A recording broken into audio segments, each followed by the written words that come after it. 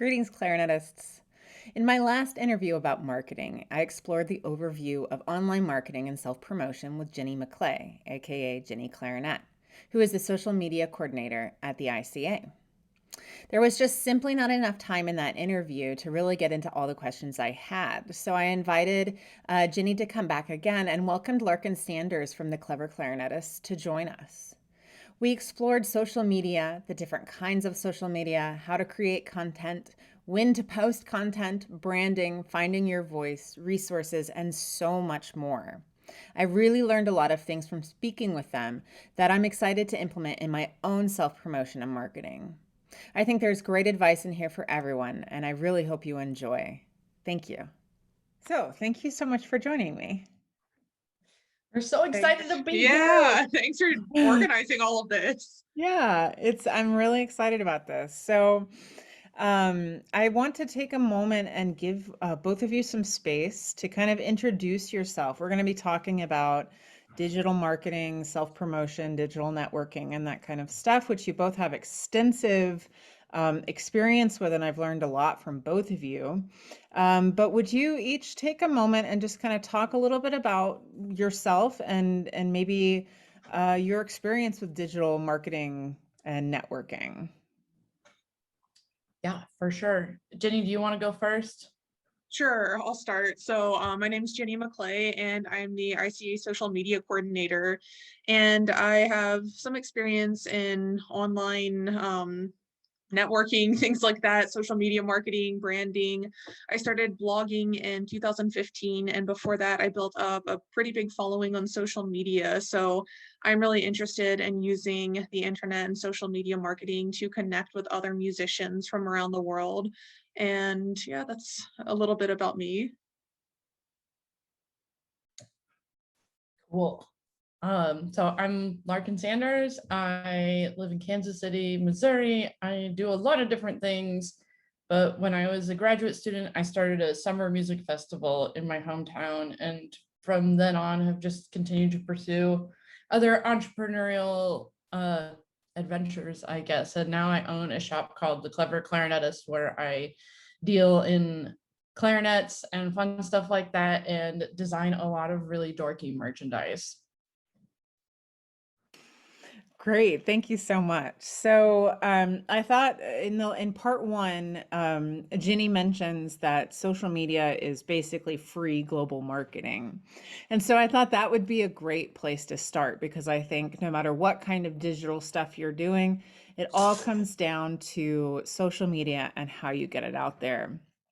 So I'm going to ask some questions basically about how do you build a following. So Ginny, why don't we start with you? You mentioned that that you had built a following. Can you talk to me a little bit about that and any advice you might have about expanding your following?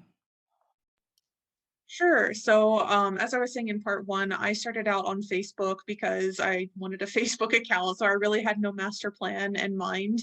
And I started having friend requests from clarinetists and musicians from around the world. So I built a following on Facebook before going to other platforms, before starting my blog. So I was able to use the audience I had built on Facebook to get an audience for my blog on Jenny Clarinet, for some of the other digital marketing that I've been doing.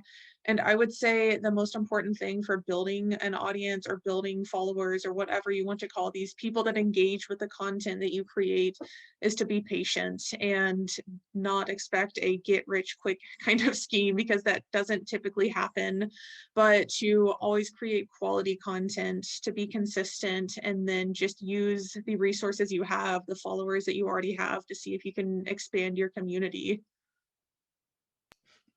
Yeah. Great. Thanks, Larkin. Can you add a little bit about how you use social media, particularly to advertise your shop and all the wonderful things that you've been doing with your festival? For sure. So it's pretty similar to what Jenny was saying. I feel like I built a basic following on my personal Facebook page and kind of branched out to these other things and invited those friends to like my new pages and then transferring over to Instagram, etc. And I really try to be consistent with my posting, and I try to trust myself. Um, so fun brief aside about me is that I was a director of marketing for a concert series here in Kansas City for about 2 years. And I had a boss who did not believe in me. And it was really detrimental, like to my mental health and everything that I was doing at the time. So it's also for me like a daily mantra of saying like, you're making something good. Put out the thing that you are making. It is good. Other people will like it. Yeah. So you mentioned branching out to Instagram, and I'm going to circle back to being brave because that's a whole thing. So hold those thoughts. But talk a little bit about branching out. So there's a lot of different kinds of social media avenues, Facebook, Instagram, Twitter. Can you talk a little bit, both of you, can you talk a little bit about how you utilize the platforms, what kind of content, and what are your thoughts about cross posting? Is it something that you do? I could start. I would say just to go with your strengths. I think a lot of people try to cultivate or improve their weaknesses, which is definitely important. But I know I started blogging because before I even played clarinet, I wanted to be a writer. So it's one of my passions. I really enjoy writing. So I started that because it was the perfect medium for me to express myself. But other people are really interested in videos and they know all about video editing or audio editing. So to find the kind of content that you want to create and then maybe go to the platforms you already know and use and then experiment with other platforms as well. So maybe if you're more visually like video editing, then you should be on YouTube. Whereas if you like writing, then you should be doing something like blogging, or maybe audio would be great for podcasting. So to find the platform that's best for your strengths and then go from there. Yeah, I can't agree with that more. And you know, for me, I really like being creative, and I feel like I constantly am getting like new and wild ideas for things to make. I'm really crafty and like making things with my hands or on a computer. So I feel like all of my content is more like graphic design and image based. I like taking pictures too, but I think more than anything, I just like making weird images like elephants playing clarinets and stuff like that. That's what I made this week.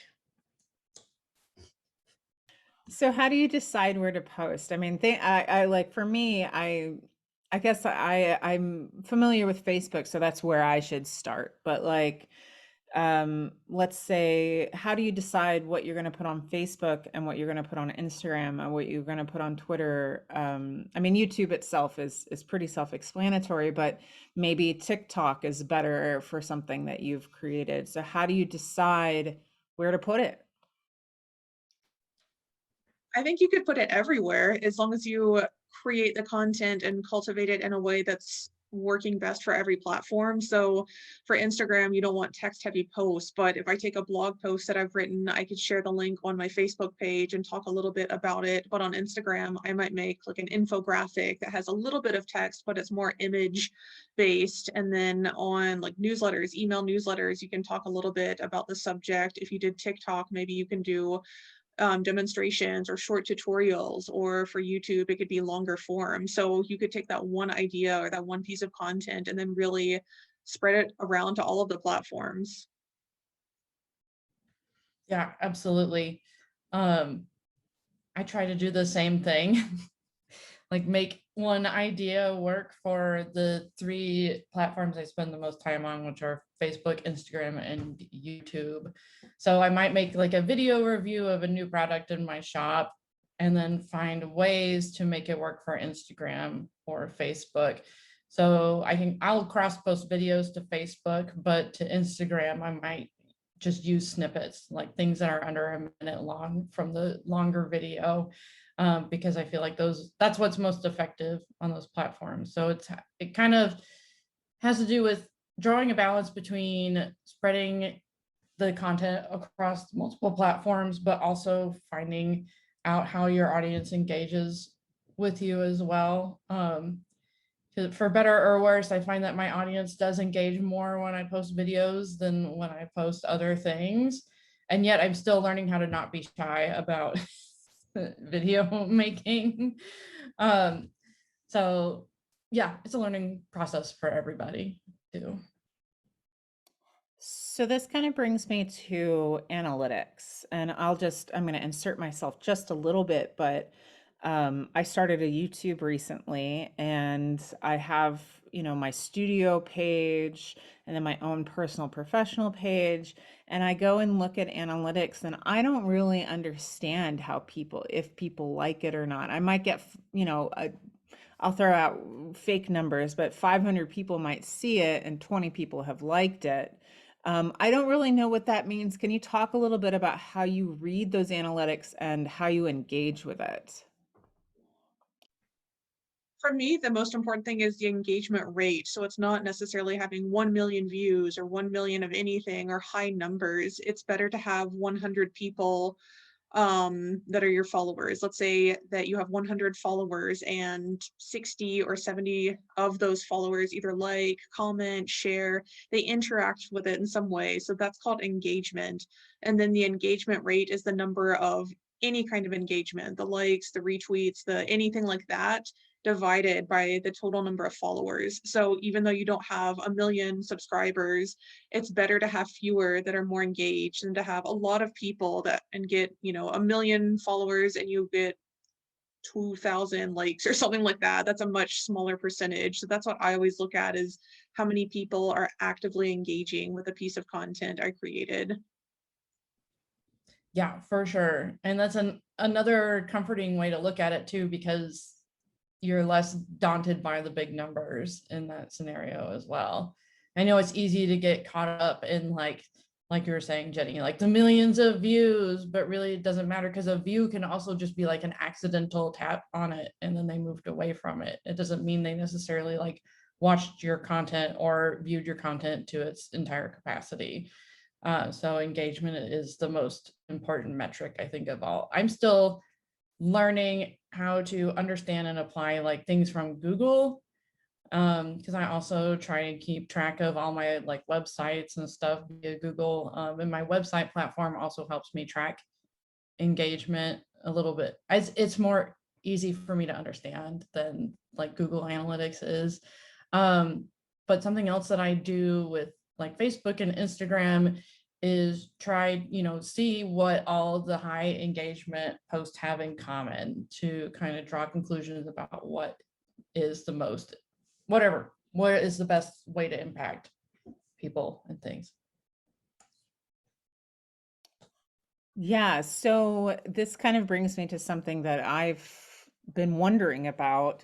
So, I know that there's this magical algorithm that everything has, and sometimes I'll post something and people are just all over it. And sometimes I'll post something and it feels like no one sees it, or 3 days later people are seeing it. Can you talk a little bit about time and the algorithm and how you understand it? I know it's a big topic, but can you talk just a little bit about what you know about it and how you use it to your advantage? I would say for the algorithm, it depends on the platform. And I know for me, it's a losing battle, I think, for a lot of people, because the more you try to fight it and to like stay ahead of the algorithm, you really can't, because machines always win. So I try to use common sense and post at times that will be suitable for my audience. So I have people in different time zones in different countries. So I try to post at a time where either people are eating lunch or eating dinner, getting home from work, and not posting at like 2 a.m. when people should be sleeping. I think that would be the most important part, but there are a few ways that you can use the algorithm to your advantage. Usually when a platform rolls out a new feature, like when Instagram started doing reels, your content was prioritized because it was new and they wanted to promote this new thing that they had created. So doing things like that, or on Instagram, if you do an Instagram live, that always appears at the top left of your stories. So that's going to get more traffic than maybe just a regular story, which could be in any mixture of your other people that you follow. So there are a few hacks, if we could call them that, but just create content, try to use common sense about when you post it with the information that you have, and go for the quality of content, and don't stress so much about the algorithm since you can't really control it. Yeah, I really like what you said about it's kind of a losing battle. Um, I I feel the same way. Also because it changes too. It's not consistent. Like especially when new features come along or just in general, I think it's just it's a mystery sometimes. Um, and to that extent, I think you can, by keeping that in mind, remember that social media is also a great laboratory and a place to try new things and to experiment. Yeah. What about amount of posting? Would you, I've heard different conflicting things. Sometimes I will have like 7 things that I need to post, and then if I post them all at once, um, only one thing will get picked up, or none of them will get picked up. Whereas like I have to think about, okay, I have these 7 things. How do I can you talk a little bit about having multiple posts? Because I think in my experience, sometimes the algorithm suppresses you if you post too much. I'm not sure. I think it does. That's my theory, but I think the algorithm probably reads that as spam. So I would try to prioritize maybe 1 to 2 pieces of content a day for a feed, like on Facebook, on your news feed, or on Instagram or something like that. It's not good to have too many, but stories, like Instagram stories, that's something else where I think it is good to have 7, 8, 10 pieces of content a day would be nice. But I think the perfect number is something that you can manage, because I've seen a lot of people get really enthusiastic about social media and they post regularly for a couple of weeks and then you don't see anything for months. So it's always better to do something that you can manage consistently. It's much better to have one high quality piece of content once a week than it is to try and do something that's not sustainable, like post 5 times a day, just because you'll get so burnt out so quickly. Yeah, absolutely. It can be so draining to spend so much time trying to make social media happen.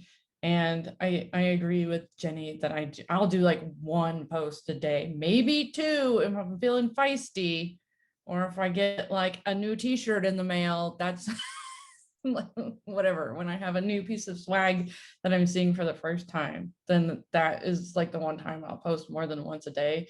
And I also agree with Jenny that like if you've got a lot of stuff to say in one day, use the stories option. Or you can also plan them out by using planning features on social media, so you can spread them out across a week or a month or whatever you want, just as long as they're not all coming up in one day. This is something that I've heard both of you say, and I'd love for you to expand a little bit. You'll say things like, I have it scheduled. Can you talk a little bit about that? And is this directly tied to how, when you're posting and that backlog of content you've spoken about? Post scheduling is such a miracle. It's really amazing just because lives are busy and it's hard to know what will go where and try to do this every day. It's not a very sustainable lifestyle. So like batching content and sitting down at a regular time, maybe once a week or once a month, or any frequency that works for you, but then sort of looking ahead and figuring out what needs to be shared, when it would be best shared. So just this morning, I scheduled a lot of ICA posts to go out on the Facebook page. For me personally, I haven't found something that works really well for Instagram too. And partially that's just because I haven't spent a lot of time researching that. Maybe Larkin has more to say about the Instagram. Yeah, I used to pay up for an Instagram planner. And so, and the way that planner worked is that it would start at Instagram and then cross post, but you have to pay for it. And it's like an extra Netflix subscription every month. It's called Planoly, if you're interested in looking into it. But I feel like it wasn't as effective on Facebook. And so, there's kind of a toss up, but it was really good with Instagram and Pinterest. So I actually recently unsubscribed to it because I felt like I was doing a better job manually planning things through Facebook's platform. Because technically, Facebook owns both Facebook and Instagram. So you'd think that they would have their planning figured out. They haven't quite. So there's definitely a lot of patience that goes into it, and a lot of, like, I've just kind of accepted that like something's going to go wrong like at least once a week, and to not panic about it either. It's not a, in the grand scheme of things, just let it, if it posts twice, like whatever, it's really not that big of a deal. Crap happens. So I use the Facebook planning for everything. So I have like 5 pages that I have to manage, but the most important ones are Clever Clarinetist and Taney Como Festival Orchestra. Fortunately for the festival, I have an intern who does that now, which is nice. But I've had to walk him through how to do it and what I've been doing. And now he's doing swimmingly on his own. And I also I try to approach everything from a weekly basis, and then I have like a story arc for the week. Because I run a store, right? There's going to have to be some inevitable sales pitch at some point during the week, because I want people to spend money at my store. I want to generate revenue with social media. So I kind of have this little arc of inspiration, education, engagement, sales, education, inspiration, blah, blah, like it's kind of up and down kind of arc. And then that helps me with planning, because if I can figure out what I'm trying to sell, then I can revolve all the other posts around that and kind of have a theme and something cohesive across the span of a week. I love that. I had not even thought about that. That's great. You both mentioned, when we were talking about the algorithm, when new features come out. Can you talk to me a little bit about how you learn about, because recently, I think maybe last month, both of you kind of walked me through how to utilize Instagram stories. So now I know how to post them, but I'm still a little afraid. But how do you, how do you integrate new features or new kinds of social media as they come up? For example, I know TikTok is becoming really popular. Is that something you're going to explore and use? And when do you decide you're not going to use it? I think people should explore every new platform that comes up, because as one of the people that I've learned about social media from, Gary Vee, always says to go where the eyes are. So if there are millions, if not billions of people using TikTok, you should probably be using TikTok too, because that's where the eyes are. So just to experiment and see if it's going to be manageable for you to do, understand the platform, spend some time on it a little bit to know the layout before you try to create content there. But then be realistic with yourself. And I think that's what I'm doing, is I'm trying to learn about more platforms, but I have to be realistic about what I can and cannot do in a day. And so I've limited to myself to the platforms that I know very well, that I use regularly, that I consume on a daily basis, just so I can create the highest quality content instead of doing like not as great quality content spread very thinly over different platforms. But that's just me. Yeah, no, it is not just you. I feel the same way.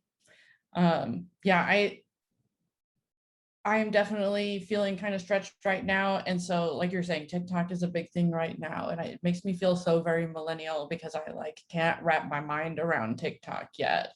I'm like, have an account and that's it. Like, I can't even bring myself to like sit there and explore it yet. So I am not trying to force myself into learning it. I'm trying to make everything else more manageable before exploring stuff like that. And I also have a thing about like making like goofy things too, and whatever, bringing some humor to the table. And I feel like if it's not well thought out, then it's not going to be great. So as you, like you were saying, Jenny, like giving yourself the opportunity to create high quality content instead of spreading yourself too thin and making mediocre content should be prioritized. So what I'm hearing from both of you and multiple answers is really about high quality content. So I'd like to kind of move into talking about creating that content. So, talk to me a little bit about the skills that you have either developed or obtained in order to create quality content. For me, in addition to social media, I would say just website building. So I sat down for hours every day when I built my website. I didn't know the first thing about it. And I think that's something that a lot of people are scared of is they would do this, but they don't have the skills, or they would do this, but they don't know how.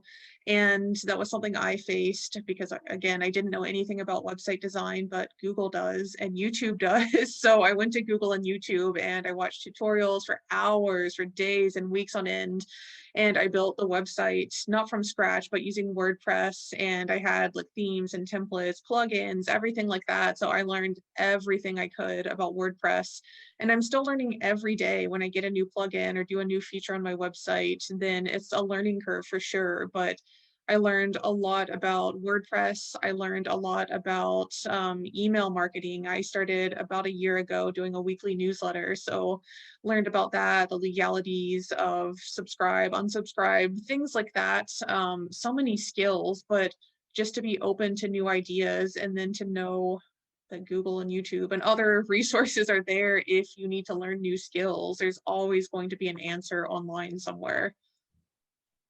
Yeah, absolutely. And it's never static either. There are always new things to learn and new things to try. And I think when I got started with Clever Clarinetist, like I knew I wanted to sell certain like gear, like I wanted to deal with clarinets and stuff, but I also wanted to start designing.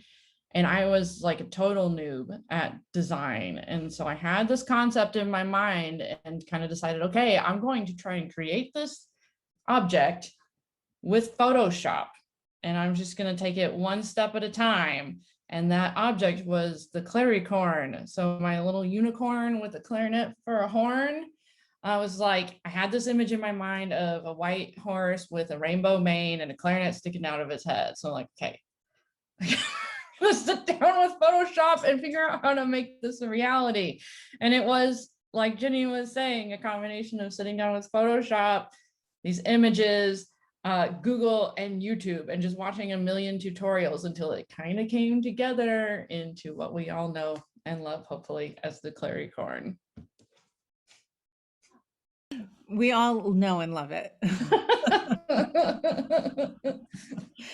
So you mentioned Photoshop. Can you both tell me a little bit about the programs, and you mentioned WordPress as well, about any of the programs you use to create the content? And then after that, I kind of want to ask, how do you know if it's quality? When is it good enough to put out there?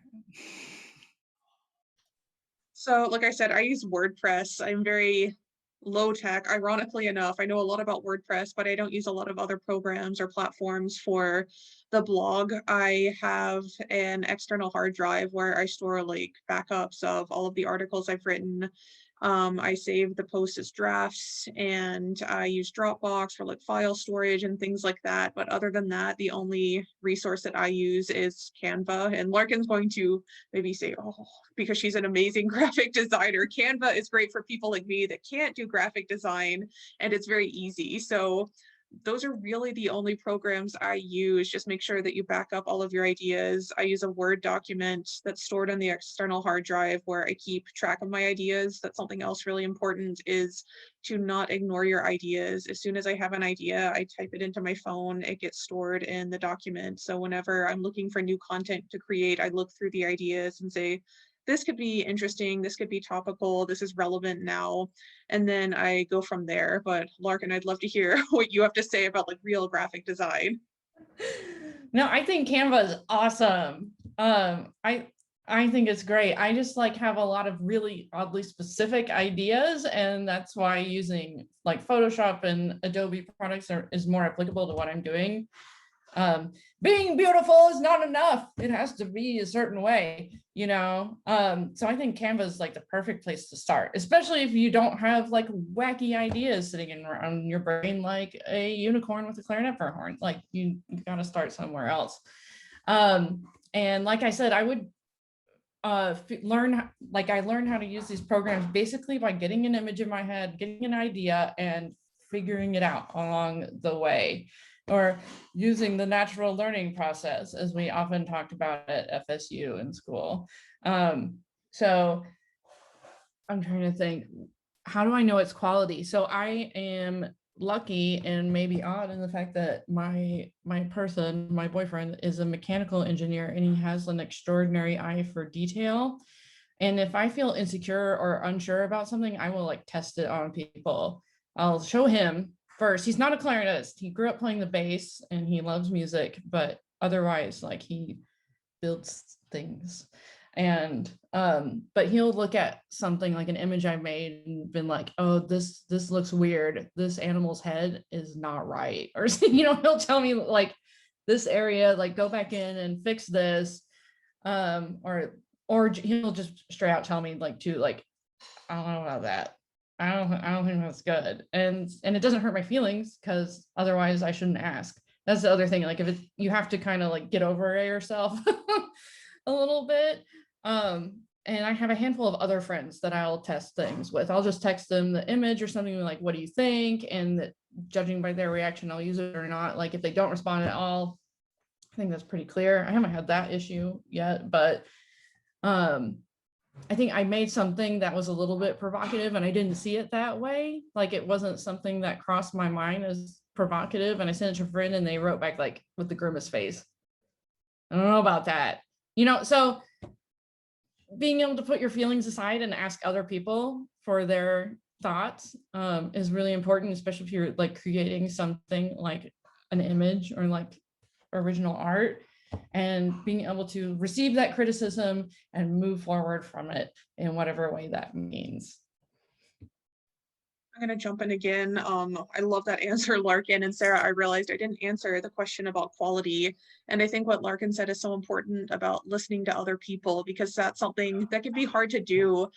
And I know for me, I enjoy writing like about certain subjects more than my audience likes reading them. So I'll get really excited in October because I love Halloween and I write about weird, spooky clarinet history. And some people really get into it, but the articles that get the most traffic on my website are like Crossing the Break or Resonance Fingering. So you have to listen. I think it's a fine balance about creating the content that I enjoy, but listening to what your audience wants and also managing to balance that. So what are some of your coping skills? We're going to get into our feelings for a second. What are some coping skills you have? For me, when I put something out there, I am,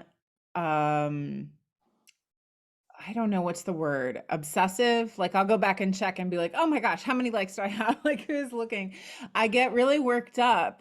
What are some ways that you have gotten more confident and more like, I'm just going to put this out there and step away? What are some ways you deal with that? I step away.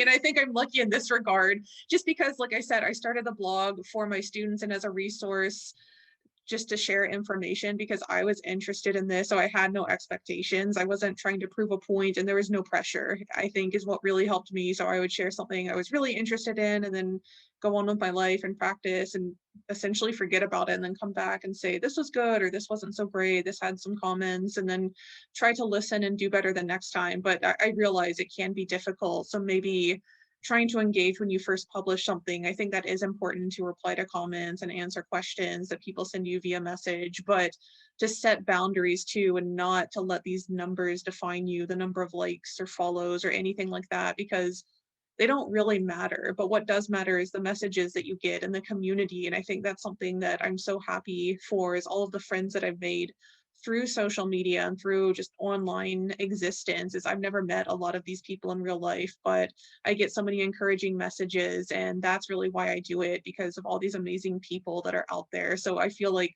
I'm just sharing information with friends at this point. So that's really helped take away some of the pressure. Yeah, absolutely. I feel the same way. Like, I'm at least to a point where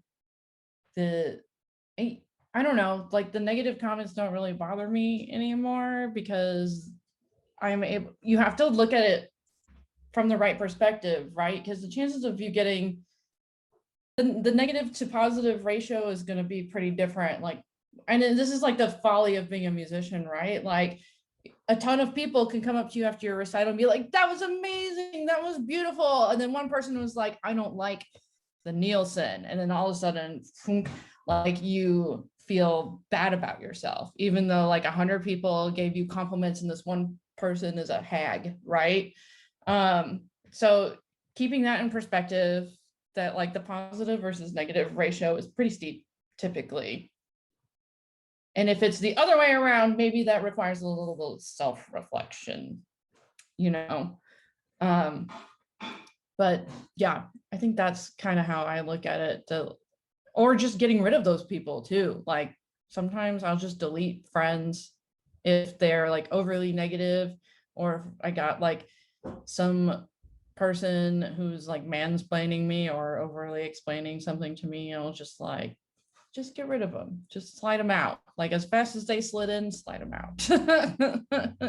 Get rid of them. You don't need that. You don't need that kind of negativity either. Yeah, that's I think that's the biggest fear is, those negative comments. And you're right. It's like a work review where you have all these good things and here's something to improve. And that's where you go. Yes. But now let me ask, I mean, the internet is forever. We learned that with Snapchat and stories, people, can take screenshots, people can reshare. Anything you put out on the internet is forever. And we also, as a society, are beginning to look at things through lenses that we had not, as a society, considered before. So we are trying to be more inclusive in our content and more thoughtful in the way.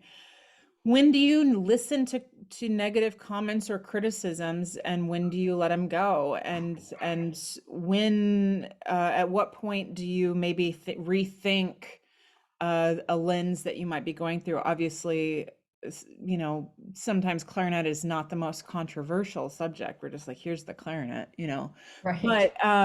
But when do you listen to those negative comments, and when do you do that self-reflection?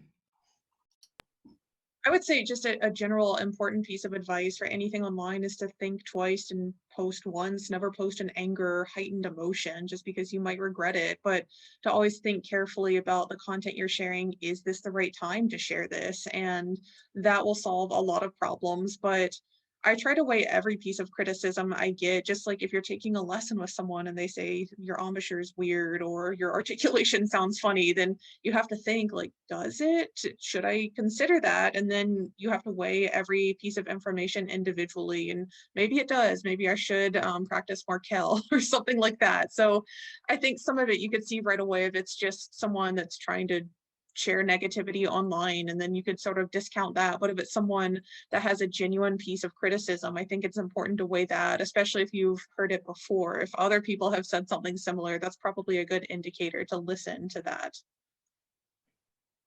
Right. I agree. And on the other hand, like, some people kind of have a reputation of being trolls too. And like, I try to think of where this person is coming from too. Like, if my gut reaction is to have hurt feelings, then that's where I go. If my gut reaction is reflection, that's different. Like, I function so heavily on my gut, and I think you're really hitting the nail on the head, Jenny, by saying, like, think twice, post once. Even if you have to go so far as to like sleep on it, like, give yourself enough time to be in like the right state of mind to be posting whatever you're wanting to post, putting yourself out there in the way that you're imagining, for example. And also understanding that everyone else is dealing with their own stuff. It might not have anything to do with you either.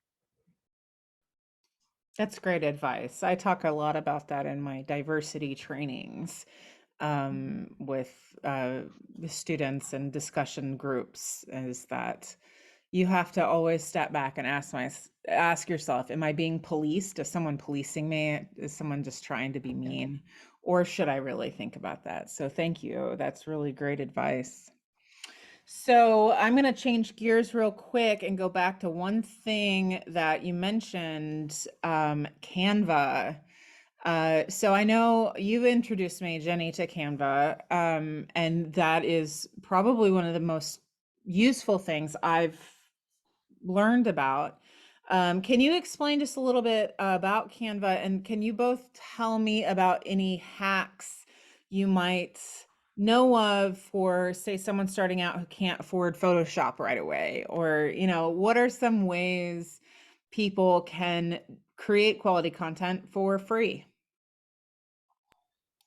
Canva is a really great one for visual images. I love Canva so much. Like I said, I'm not a graphic designer, so it's very user friendly and super easy to use. I think it's pretty self-explanatory for the whole platform, but there are lots of YouTube tutorials, Google search results, how to use it. Other free resources, there's a lot of like web hosts that will let you do like a free, or maybe not free, but very inexpensive domain name, like free hosting. So to know that, to Google coupon codes or discount codes, there's a lot of those online too. And then ask around. I'm sure you have a friend that has access to some other resources. So ask and see if any of your friends will let you try these programs before you invest in them. That way you see what they're about and if you like it. But I think people that aren't very sure, but they still want to explore the possibility of online marketing or anything to do with social media should be able to try it and then see what it's about. So doing a lot of sleuthing beforehand. Yeah, for sure. And I love like the idea of asking people, like, can I just try it first? So like something I forgot about when I started designing was that, oh, dang, I work for an academic institution. And so it took me like several months to make the connection that my university would probably give me a subscription to things like Adobe Creative Suite, which it does. So if you are looking into like some of these bigger programs and you are either a student or a faculty member somewhere, see if you can get it for free through your institution. Very good. Like I think before I was paying like $30 a month for Adobe Creative Suite, and now I'm paying $0 a month. It's great. I mean, the $30 is tax deductible, but $0 is better all around. Something else. Oh shoot, I lost my train of thought. I was going to say something else. If it comes back to you, just jump in. Yeah, so asking people and looking for possibilities for free, people that will sponsor you. Oh, I thought I remembered what it is. So this isn't necessarily free, but it might be complimentary if you're ready to like start renting your domain name and you're using like a website platform. Like I use Wix for my website. They might have options for you to use like just by renting your domain name through them. Like I can make videos using my Wix platform. It'll let me do like 10 per month or something, and it's just included with my website subscription. So I'd also look at your subscriptions for your website or email marketing or whatever you're already paying for to see if those features are already included in it. And then one more thing, I know every time I have to renew like subscriptions to hosting or security or SSL certificates, anything like that, I go online and chat with someone and say, do you have any discount codes? I find some on Google, but usually they give me some sweet deals. So just ask if there's any discounts available, and 9 times out of 10, there probably are. That's great advice. I just bought my domain name. I'm building a website right now. So this is wonderful. And sarahmonastro.com was not hard to find. It hasn't. Good. So as we kind of round this discussion out, I'd like to just talk a little bit about branding. And I think what a lot of people have trouble with is finding their place in the world. Can you give a little bit of advice and a little bit of thought about how to come up with an idea of where you fit in and how to brand yourself? I would encourage people to start with themselves, their personality, ask their friends to describe you in 3 words, 5 words. go with that, have a mood board or a vision board or something like that with maybe fonts that inspire you or colors. I know my website, it's always been sort of like a lavender color, which I really like. It's always been the same font, things like that. I think those are small details that sort of codify your brand, but then sort of the voice that you want to take, whether you're literally talking in videos or you're writing, sort of the character, the idea behind the community that you're building. So to go with these descriptors and then go from there, but also not to expand too much. I think a big part of a brand is knowing what your brand is. So my brand is clarinet. If I started doing like clarinet and coffee and cats, all of which I love, that's a little bit confusing for people. They don't know what to expect. Am I getting like a cat picture? Is this going to be like a coffee, or are we talking clarinet today? So trying to make everything very simple so everyone that's coming to consume your content knows exactly what they're getting. And I would say part of the brand is sharing a little bit about yourself.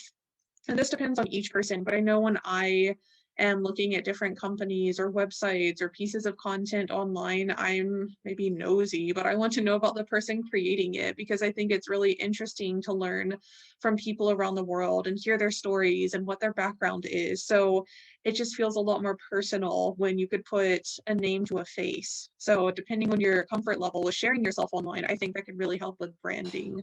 Yeah, absolutely. And having some kind of security in yourself, whether it's authentic or manufactured, truly. So when I started Clever Clarinetist, I took a little course on Coursera and UPenn about entrepreneurship, just like basically like entrepreneurship 101, essentially.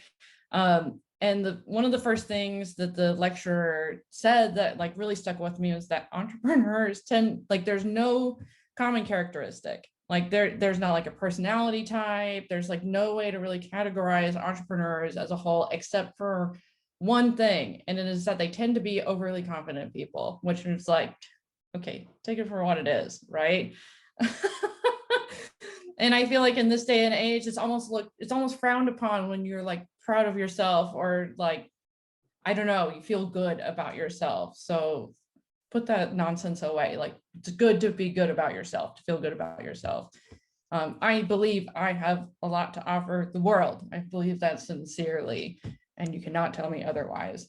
You know, I think that's the right way to start off. And I think for me, when I was creating my branding, I kind of like Jenny was thinking about like what are like 3 words that I can use to describe my business. And so I knew that Clever Clarinetist would sell instruments and stuff and do clarinet lessons. Like I would lump it all into one. So I'm like, okay, clarinets, accessories, teaching, no, and like kind of bumbled around with that last word and came up with the word wisdom.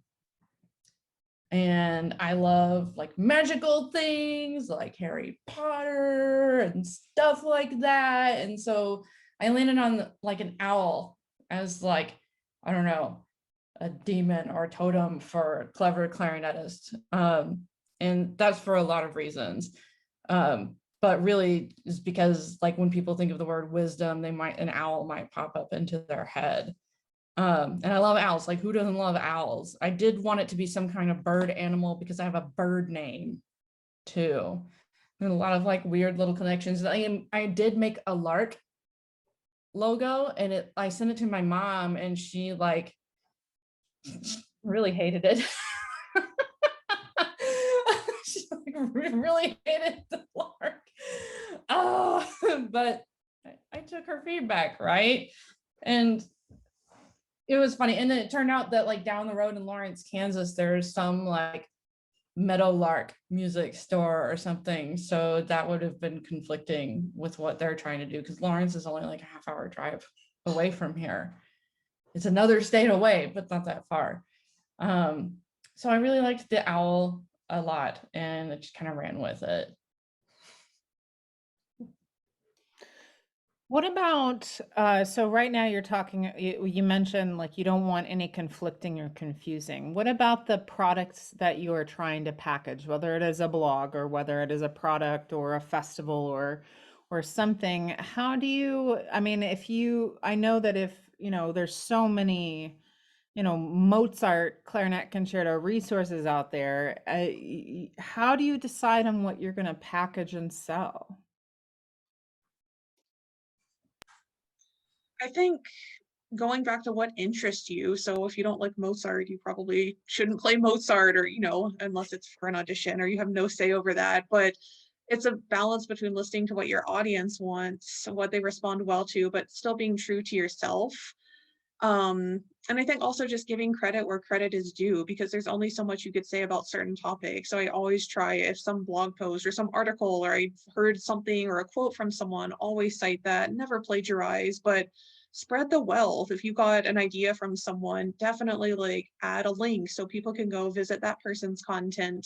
And I think that's so important for everyone, because there are a lot of recycled ideas, but I think everyone has an opinion, everyone has their own unique spin on things. And I think that's valid as long as you're not blatantly plagiarizing someone else. Yeah, absolutely. I think it's really important to remember that you're a part of a community, and like sharing other people's things is a positive. It's not a cop out or anything like that. Be good to yourselves and to others in your community first and foremost. I had like a headbutting moment with a colleague, like when I first started Clever Clarinetist, and it had to do with fingering charts, which seems really goofy, but I was talking about like my favorite fingering for high G, and they just like slid into my DMs and were like, hey, we're trying to like capitalize on fingering charts. Can you not do fingering charts or something, And it was one of those things where I was like totally not expecting it and kind of taken aback by it. And I think I was honest. I was like, well, I don't like the idea, but I concede, fine, like to keep peace too. Like that was a moment of like, is this battle worth it? And my feeling was probably not. Like if fingerings are going to be like this person's brand, like that's what they're trying to do, I probably shouldn't try to like half do it over here where I am. So that was a very specific example of like finding a conflict, receiving conflict and criticism and dealing with it. And then otherwise, I think about myself, honestly, and what I would want. This is like the beautiful thing about running like a clarinet shop and doing clarinet stuff, is that I am the audience. And so it's an opportunity to be true to myself and to think about things that I like and would like to see together. Like, what barrel do I want, right? Like that's such a weird question, and why do I want this barrel? And so that's been like a thing where I'm going with YouTube and stuff. It's like kind of getting into the nitty-gritty of equipment, because that's also something that people don't do a lot, or performers will try to do, but they don't really understand the specifications of it or the science behind any of it. You can't like speak to why. It's the why. I'm really interested in like, why does this equipment work, and why should you give it the time of day, and not just like, it's pretty, look at it, it's rose gold, it's like, give me some more information. Great. Thank you. Thank you. So, so just to close this out, I'd like to ask you both if you have any lingering thoughts or advice that hasn't been covered that you'd like to share for anyone thinking about getting started, thinking about marketing themselves in some way, or utilizing social media just to connect with other clarinetists. Do you have any thoughts or final ideas you'd like to share?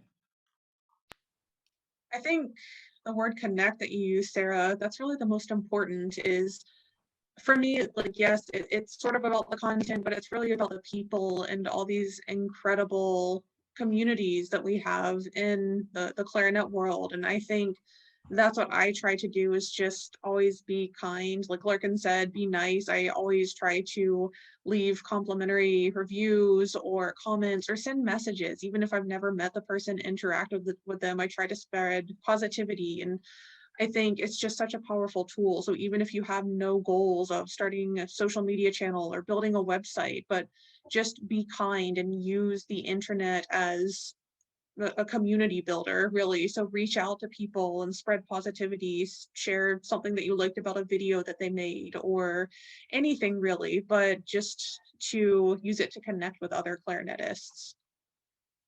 Yeah, absolutely. Spread the power of the internet for good.